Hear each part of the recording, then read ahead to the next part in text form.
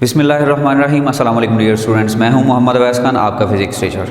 Last time हमने chapter 7 start किया था जिसका नाम है ऑसिलेशन। तो इसमें हमने ऑसिलेशन से रिलेटेड, ऑसिलेटरी मोशन से रिलेटेड जो टर्म्स थी उनको डिफ़ाइन किया था।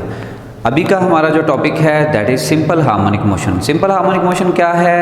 ये ऑसिलेटरी मोशन की एक स्पेशल टाइप है। तो आइए देखते हैं कि ये सिंपल हार्मोनिक मोशन कैसी होती है।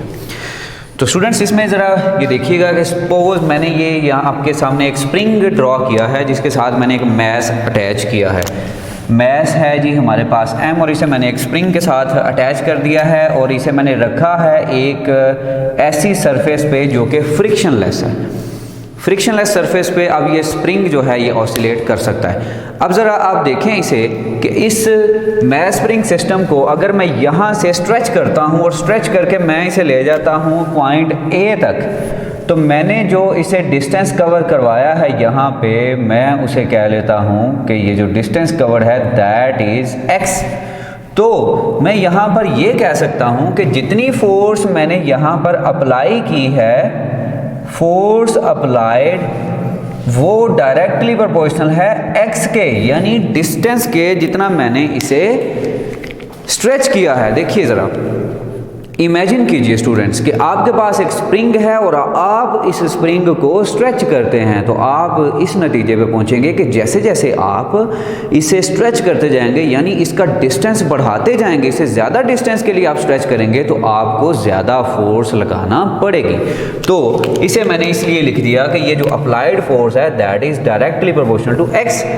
अब यहाँ पे अगर मैं क्या करता हूँ कि एक प्रोपोर्शनैलिटी कांस्टेंट इंट्रोड्यूस करवाता हूँ जिसे मैं यहाँ पे लिख रहा हूँ k, तो ये इक्वेशन कुछ यूँ बन जाएगी मेरे पास, F applied is equal to kx।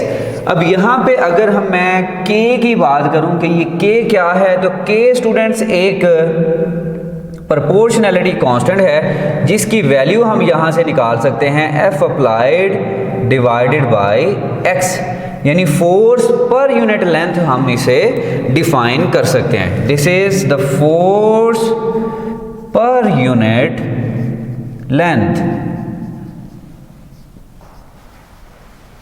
एक यूनिट लेंथ पे जो फोर्स लग रही है उसे हम यहाँ पे कह रहे हैं स्प्रिंग कांस्टेंट। इसे हम नाम दे रहे हैं यहाँ पे स्प्रिंग कांस्टेंट का, स्प्रिंग कांस्टेंट, या हम इसे कहते हैं स्टिफनेस ऑफ अ स्प्रिंग।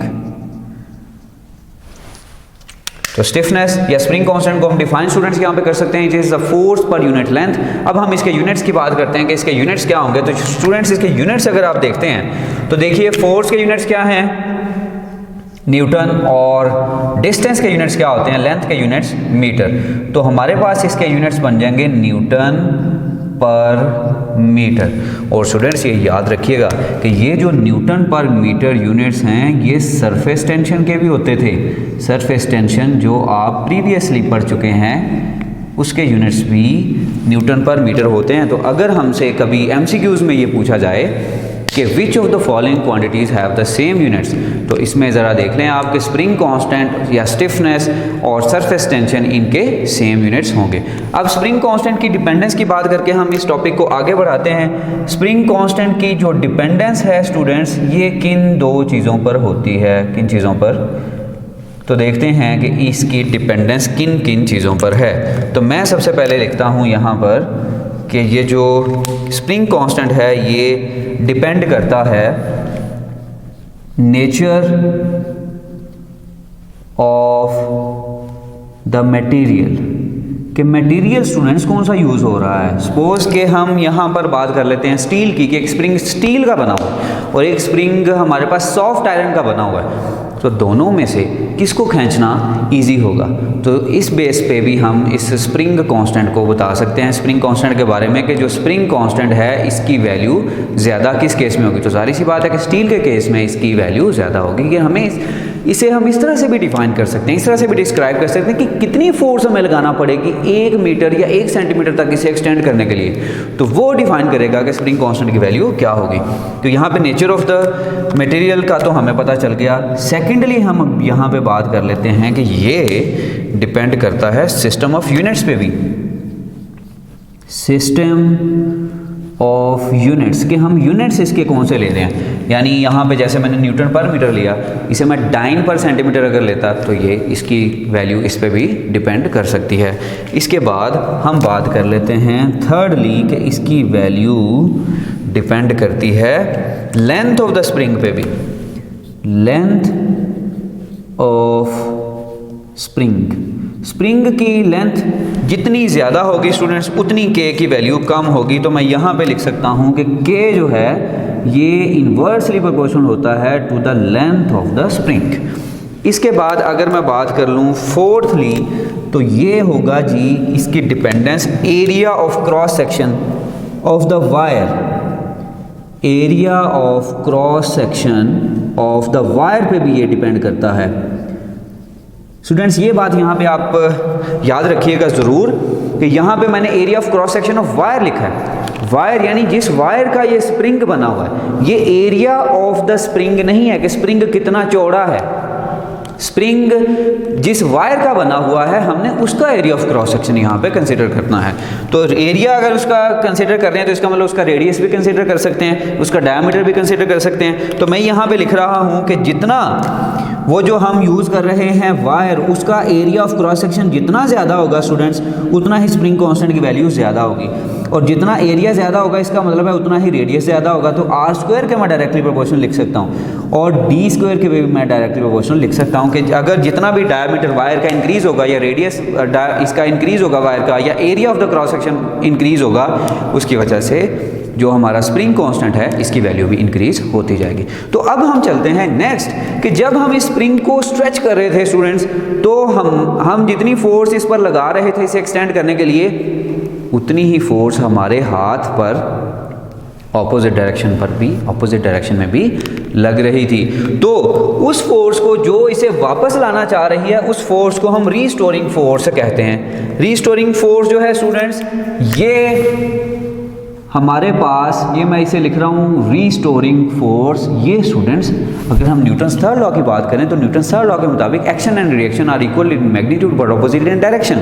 सो मैं यहाँ पे लिख रहा हूँ कि ये जो रीस्टोरिंग फोर्स है ये हमारी अप्लाइड फोर्स के बिल्कुल इक्वल है, लेकिन इसकी डायरेक्शन अप्लाइड फोर्स के ऑपोजिट है। सो मैं यहाँ पर ये लिख सकता हूँ कि F restoring is equal to minus of force applied. अब अगर यहाँ पे मैं फोर्स अप्लाइड यानी अप्लाइड फोर्स की वैल्यू पुट कर दूँ जो कि हमने इक्वेशन 1 में लिखी हुई है, F applied is equal to K X, तो मैं ये लिख सकता हूँ फॉर्म इसकी F restoring is equal two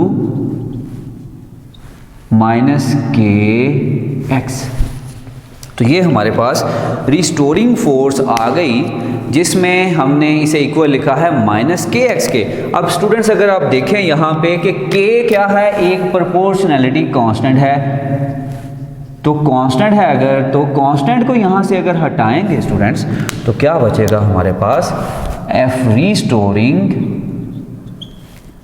is directly proportional to minus x.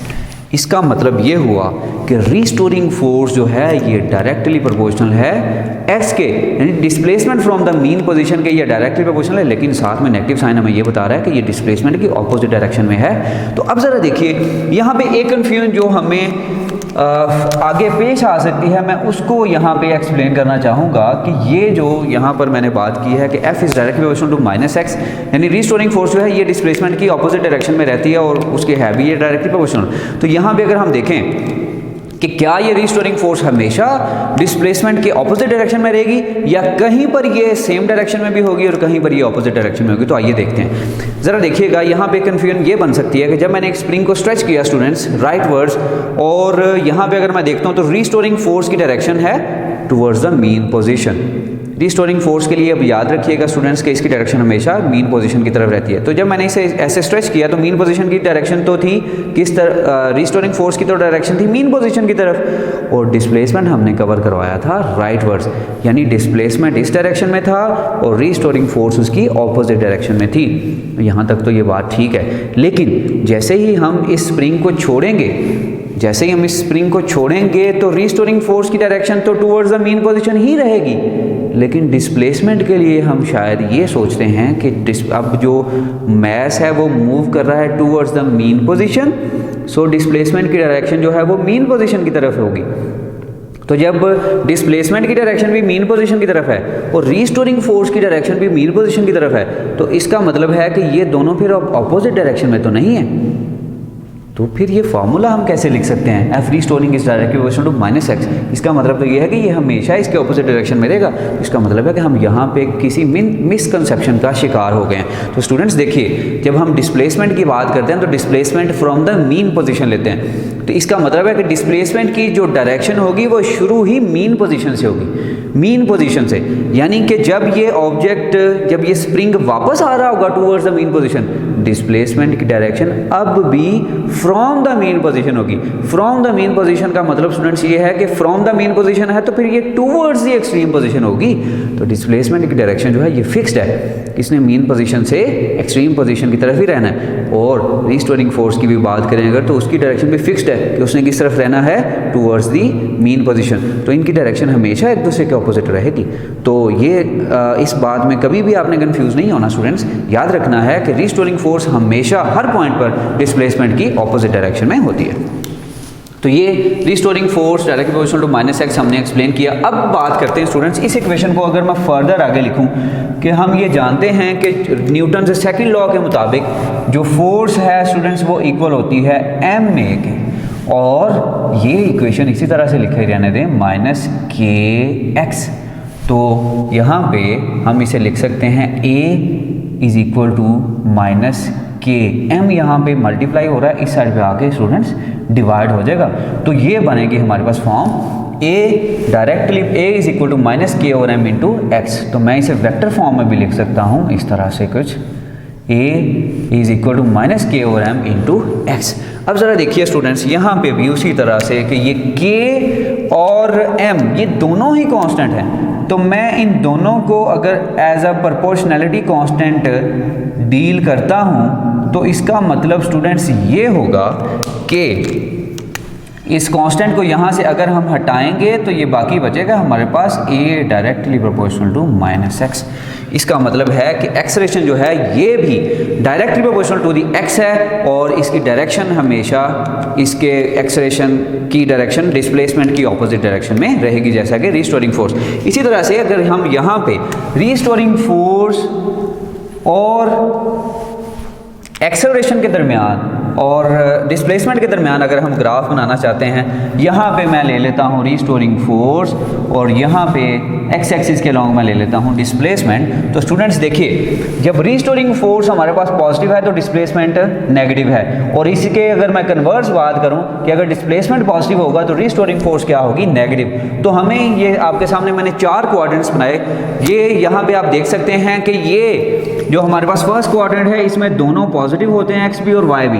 यहाँ पे x नेगेटिव होता है, y पॉजिटिव होता है। थर्ड क्वाड्रेंट में दोनों नेगेटिव होते हैं, और फोर्थ क्वाड्रेंट में x पॉजिटिव होता है और y नेगेटिव होता है। तो ज़रा देखिए, हमारे पास फर्स्ट और जो थर्ड क्वाड्रेंट है उनमें साइंस सेम है, लेकिन जो हम प्रेजेंट केस देख रहे हैं इसमें साइन ऑपोजिट है, और ऑपोजिट साइंस जो है हमारे पास सेकंड और फोर्थ क्वाड्रेंट में है। इसका मतलब है कि अगर हम ग्राफ बनाएंगे रिस्टोरिंग फोर्स और डिस्प्लेसमेंट के दरमियान तो वो सेकंड और फोर्थ क्वाड्रेंट के दरमियान बनेगा। तो इसी तरह से अगर मैं यहाँ पर रिस्टोरिंग फोर्स की बजाय एक्सेलरेशन भी लिख दूँ तो फिर भी हमारे पास सेम इसी तरह का ग्राफ बनेगा। तो ये ग्राफ आपने ज़रूर याद रखना है कि ये MD कैट में या NMD कैट या ईटा में भी ये क्वेश्चन पूछा जाता है कि एक्सेलरेशन और डिस्प्लेसमेंट के दरमियान जो ग्राफ है वो किस तरह का होगा, तो आपने ये याद रखना है। अब यहाँ पे हमें acceleration is directly proportional to -x जो आया है, यहाँ से हम सिंपल हार्मोनिक मोशन को डिफाइन कर सकते हैं कि सिंपल हार्मोनिक मोशन क्या है। तो सिंपल हार्मोनिक मोशन स्टूडेंट्स इसे हम SHM से भी रिप्रेजेंट करते हैं। ये कोई ऐसी मोशन है जिसमें the motion in which acceleration of an oscillating body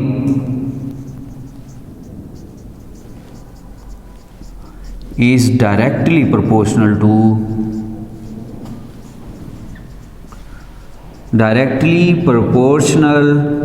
to the displacement displacement from the mean position and is always, यानी ये जो एक्सेलरेशन होगा is always directed towards the mean position। इसकी डायरेक्शन हमेशा ही टूवर्ड्स द मीन पोजीशन रहेगी। तो ये simple harmonic motion की हमारे पास डेफिनेशन आ गई, जिसमें हमने ये बताया कि एक्सेलरेशन जो है ये डायरेक्टली प्रोपोर्शनल है माइनस एक्स के, जिसमें हमें ये पता चल रहा है कि एक्सेलरेशन डायरेक्टली प्रोपोर्शनल है किसके, displacement from the mean position के, और इस माइनस साइन हमें ये बता रहा है कि इसकी डायरेक्शन हमेशा टूवर्ड्स द मीन पोजीशन रहेगी। अब इसके बाद एक्सेलरेशन का ये जो फार्मूला हमने यहाँ पे लिखा, इसे हम कह देते हैं दिस इज इक्वेशन नंबर 2।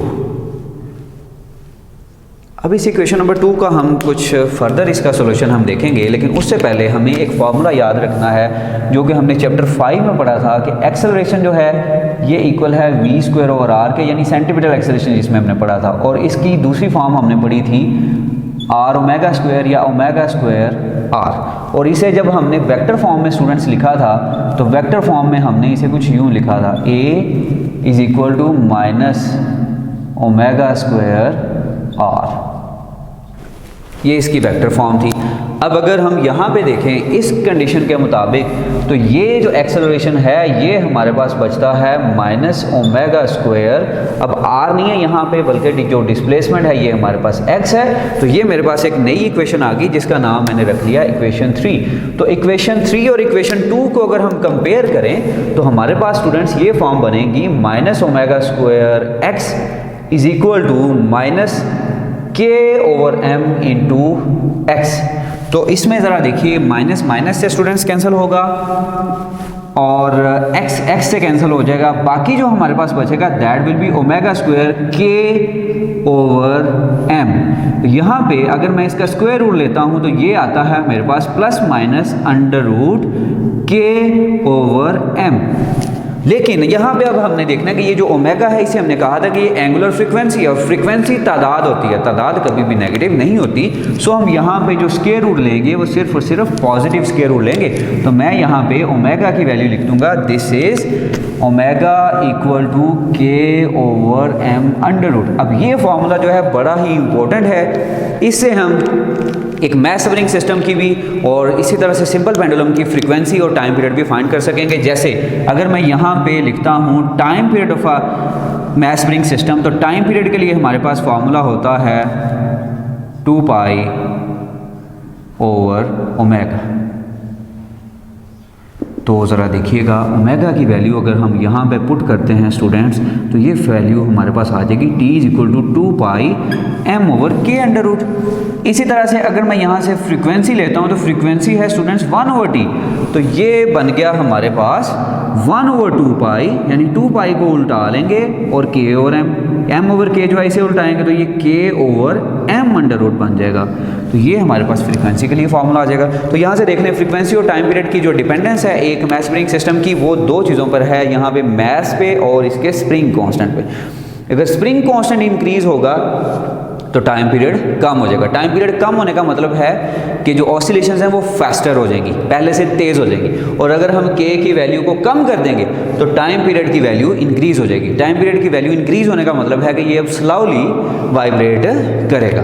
तो ये इसकी डिपेंडेंस, ये जो हमने फार्मूलाज डिराइव किए हैं ये आप देख सकते हैं डायग्राम में कि ये हॉरिजॉन्टल मैथ स्प्रिंग सिस्टम था, हॉरिजॉन्टल मैथ स्प्रिंग सिस्टम है। लेकिन अगर हम इसे वर्टिकल मैथ स्प्रिंग सिस्टम के लिए करें कि वर्टिकल मैथ स्प्रिंग सिस्टम जो है उसके लिए क्या फार्मूला होगा, तो वर्टिकल मैथ स्प्रिंग सिस्टम के लिए भी स्टूडेंट्स हम यही फार्मूला यूज़ करेंगे अगर ग्रेविटी की वैल्यू हमारे पास चेंज नहीं हो रही और हम एयर फ्रिक्शन को नेगलेक्ट कर दें, तो फिर हम यही formula for the vertical math spring system भी यूज़ कर सकते हैं। उम्मीद है स्टूडेंट्स आपको ये टॉपिक समझ आया होगा। ये टॉपिक हमने इसलिए किया क्योंकि इसके बाद जो नेक्स्ट टॉपिक है वो इसके साथ लिंक कर रहा था, तो इसलिए हमने इस टॉपिक पर इतना टाइम कंज्यूम किया। उम्मीद है आपको ये टॉपिक अच्छा समझ आया होगा। इंशाल्लाह नेक्स्ट टॉपिक के साथ नेक्स्ट टाइम हाजिर होंगे। तब तक के लिए इजाज़त दीजिए। अल्लाह हाफिज़।